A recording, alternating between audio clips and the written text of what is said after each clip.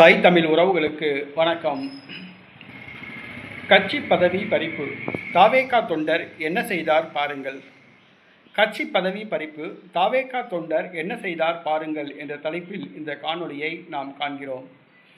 தளபதி விஜய் அவர்கள் கட்சி ஆரம்பித்து ஏறத்தாழ 10 மாதம் ஆகியும் இன்னும் முழுமையாக பொறுப்பாளர்கள் நியமிக்கப்படவில்லை.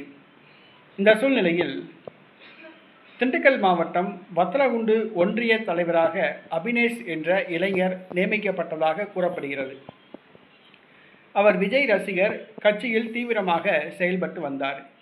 இந்த சூழ்நிலையில் வத்தலகுண்டு பேருந்து நிலையத்தில் புதிய கொடிக்கம்பம் ஊன்றப்பட்டது, கல்வெட்டு வைக்கப்பட்டது. அந்த கல்வெட்டில் நிர்வாகிகள் பெயரை பார்த்தவுடன் அபினேஷ் அதிர்ச்சி அடைந்தார். உடனடியாக 30க்கும் மேற்பட்ட தாவேகா தொண்டர்கள் மாவட்ட தலைவரை எதிர்த்து கோஷமிட்டனர், போராட்டம் நடத்தினர்.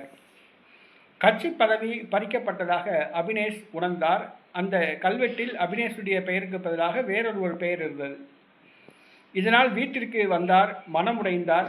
வீட்டில் யாரும் இல்லாத நேரம் அளவுக்கு அதிகமான தூக்க மாத்திரைகளை போட்டு தற்கொலை செய்வதற்கு முயன்றார்.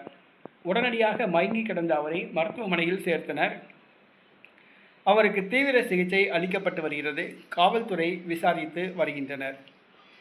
தாவேகா தொண்டர்கள் அவசரப்படக்கூடாது. தளபதி விஜய் அவர்கள் இன்னும் ஒரு சில நாட்களில் பொறுப்பாளர் பட்டியலை முழுமையாக அறிவித்து விடுவார்.